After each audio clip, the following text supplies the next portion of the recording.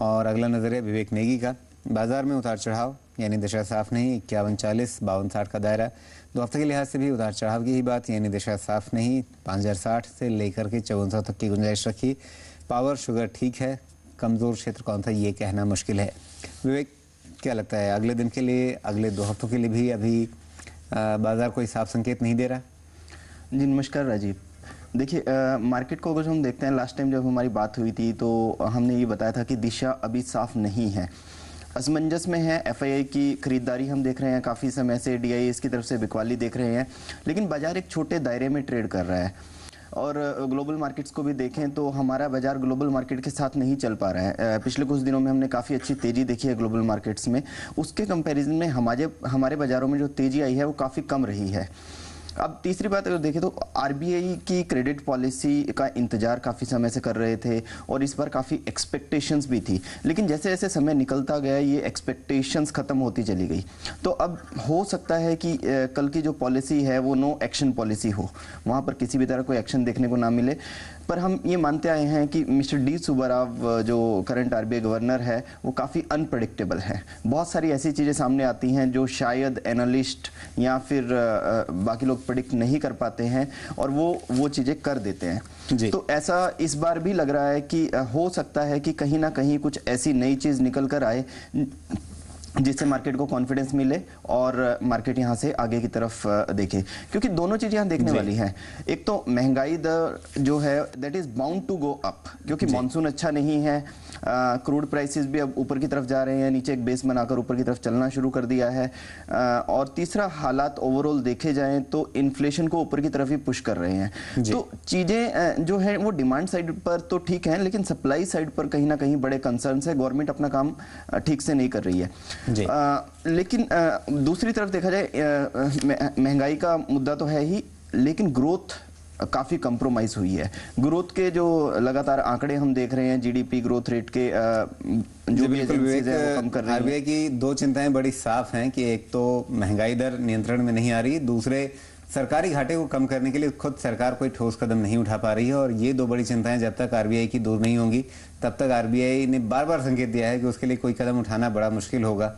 अगर उठा दे तो ज़रूर चौंकने वाली बात होगी ही। चलते हैं उन खास शेयरों पर जिन्होंने काफ़ी अच्छी तेज़ी दिखाई है आज के कारोबार में। यहाँ पर अगर सबसे पहले देखें तो Reliance infra, JP associates, can India, ये कुछ ऐसे खास नाम रहे निफ्टी के जिन्होंने काफ़ी अच्छी बढ़त दिखाई अपने आप में। यहाँ रिलायंस इंफ्रा की बात करें तो 5.5% की तेज़ी इसमें नज़र आई है, जबकि जेपी एसोसिएट्स ये भी 5% से ऊपर, कैन इंडिया भी 5% से ऊपर। लेकिन अगर आप बाजार को खींचने वाले शेयरों की बात करें तो वहाँ आपको ध्यान में आएंगे बैंकिंग क्षेत्र के शेयर। अगर सेंसेक्स की बात करें तो सेंसेक्स को सबसे ज़्यादा सहारा मिला आईसीआईसीआई बैंक से। और अगर आप सेंसेक्स के अपने शेयरों की बात करें जिनमें सबसे अच्छी बढ़त नजर आई तो वहाँ नाम मिलेगा आपको एसबीआई का। इसके अलावा कैपिटल गुड्स, वहाँ भी काफ़ी अच्छी तेज़ी थी। बीएचईएल और इसके अलावा एलएनटी, इन शेयरों में भी काफ़ी अच्छी उछाल नज़र आई है। बैंकिंग क्षेत्र में जो बाकी निजी क्षेत्र के हों या फिर सरकारी नाम हों उनमें भी अच्छी बढ़त रही, चाहे एक्सिस बैंक की बात कर लें या फिर बैंक ऑफ बड़ौदा की बात कर लें। तो मोटे तौर पे ये समझा जा सकता है, ये माना जा सकता है कि बाज़ार में जो आज की मजबूती है उसमें बैंकिंग क्षेत्र ने और बाकी ब्याज दरों से प्रभावित होने वाले क्षेत्रों ने अच्छा खासा योगदान किया है। विवेक, सवाल यही है कि अगर आरबीआई के हाथ बंधे हुए हैं और वो ज़्यादा कुछ कदम उठाने की स्थिति में नहीं है तो अचानक से बाज़ार इन इंटरेस्ट रेट सेंसिटिव शेयरों के बारे में इतना उत्साह क्यों जगा इसमें? जी देखिए, बाजार अगर हम देखें तो सेंटीमेंट्स पर चलता है और जैसे कि कल पॉलिसी है तो एक एक्सपेक्टेशन बन जाती है कि डेफिनेटली कुछ पॉजिटिव देखने को मिल सकता है। जब गवर्नमेंट की तरफ से कोई हमें पॉलिसी एक्शन देखने को नहीं मिल रहा है, गवर्नमेंट कुछ रिफॉर्म्स पर एक्शन नहीं ले रही है, तो डेफिनेटली आरबीआई को उसके बारे में कंसर्न होना पड़ेगा। अब आरबीआई ऐसा नहीं कह सकती है हर बार कि इन्फ्लेशन के लिए हम काम कर रहे हैं और ग्रोथ को हम छोड़ रहे हैं, तो कहीं ना कहीं ग्रोथ को भी उन्हें कंसंट्रेशन करना होगा। तो उसी होप में आई थिंक आज बैंकिंग शेयर्स में हमने एक रनअप देखा है। अगर जो कल कोई एक्शन नहीं भी होता है तो शायद कुछ इस तरह के स्टेटमेंट्स हमें देखने को मिल सकते हैं जो बाजार को होपफुल बना सकते हैं आने वाले समय के लिए। जी, इसके अलावा कुछ खास नतीजे भी रहे और उन पर नज़र डालें तो गेल इंडिया की बात करें, वहाँ पर मुनाफे में जो बढ़त दिखी है वो 985 से बढ़ कर के यहाँ 1134 करोड़ रुपए का मुनाफा इसमें नज़र आया। इसके अलावा स्पाइस जेट, जहाँ पर 5 तिमाहियों के बाद कंपनी मुनाफे में आई और यहाँ देखा जाए तो पिछली बार 72 करोड़ रुपए का घाटा था, इस बार यहाँ पर 56 करोड़ रुपए का मुनाफा नजर आया है। आमदनी भी इसकी ठीक ठाक बढ़ी है, 925 करोड़ रुपए से बढ़कर के इस बार 1400 करोड़ रुपए के ऊपर पहुंच गई है। नतीजों के हिसाब से विवेक जहाँ पर चाल नजर आई है, और उनमें कौन से ऐसे नाम आप चुनेंगे जिनमें आपको लगता है कि ये चाल आगे बढ़ सकती है? जी देखिए, बैंकिंग सेक्टर के नतीजे देखें तो काफ़ी क्लियर कट नतीजे आए हैं। प्राइवेट सेक्टर के बैंक्स ने काफ़ी अच्छे नतीजे पेश किए हैं, और आज जो पब्लिक सेक्टर बैंक्स के रिजल्ट्स आए हैं वो भी बेटर देन एक्सपेक्टेशंस आए हैं। मैं ये नहीं कहूँगा कि बहुत अच्छे रिजल्ट्स हैं, बट बेटर देन एक्सपेक्टेशंस रहे हैं। बैंक ऑफ बड़ौदा की हम बात कर लें, प्रॉफिट फ्रंट पर काफ़ी अच्छा परफॉर्म किया है, लेकिन एनपीएस बढ़े हैं। ऐसे ही पीएनबी में भी ऐसे ही हमें देखने को मिला था कि प्रोविजनिंग भी बढ़ाई गई है और एनपीएस भी बढ़े हैं। आईसीआईसीआई बैंक लीडर रहा है रिजल्ट में। अगर जो हम देखें, प्रॉफिट फ्रंट पर काफ़ी अच्छी ग्रोथ देखने को मिली है और एनपीएस भी कंटिन्यूसली कम रहे हैं। तो मुझे ये लगता है कि आने वाले समय में जो हम क्वेश्चन रेज कर रहे थे असेट क्वालिटी पर बैंक्स के, तो वहाँ पर हमें एक आंसर मिल रहा है कि इतने कंसर्न्स नहीं हैं जितना कंसर्न हम हो रहे थे। शायद उसी को लेकर एक कॉन्फिडेंस बिल्टअप हो रहा है बैंकिंग सेक्टर में, और जो कि शायद आगे कंटिन्यू रह सकता है। ओवरऑल हम देखें तो दो नाम मैं यहाँ पर सजेस्ट करना चाहूँगा on the basis of the results. एक तो आईसीआईसीआई बैंक के नतीजे काफ़ी अच्छे रहे हैं, और हमें लगता है कि बैंक आने वाले समय में भी काफ़ी अच्छा परफॉर्म कर सकता है।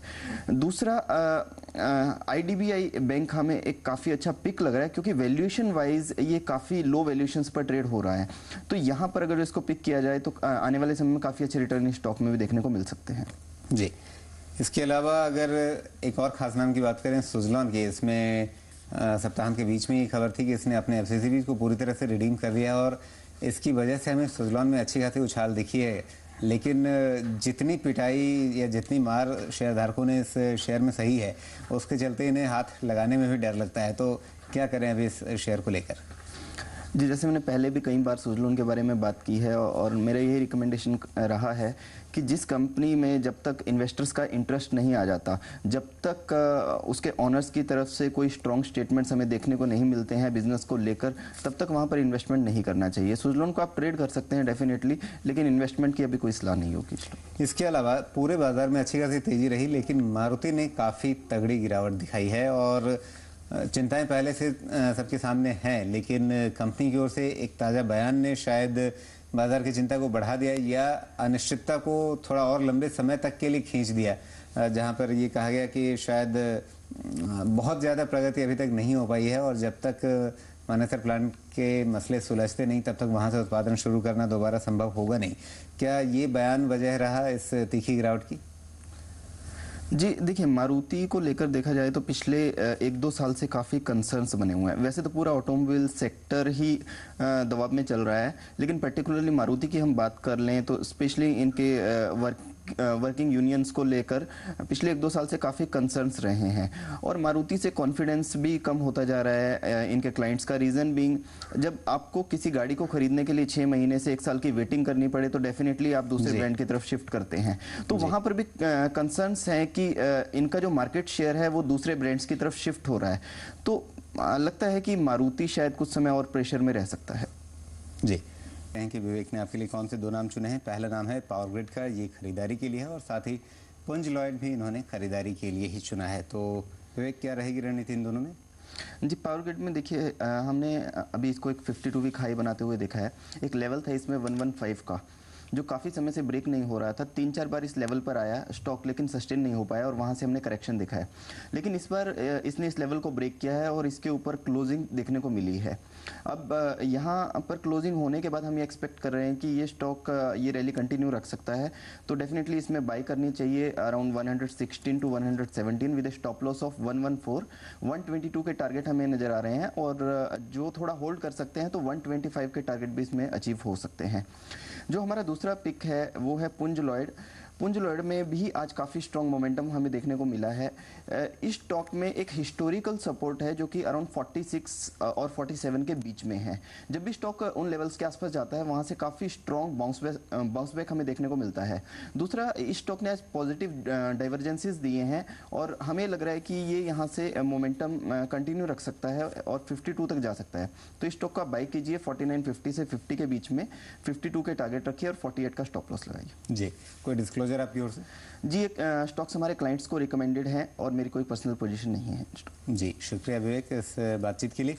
फिलहाल आउट स्टॉक्स में इतना ही, फिर मुलाकात होगी, तब तक के लिए नमस्कार।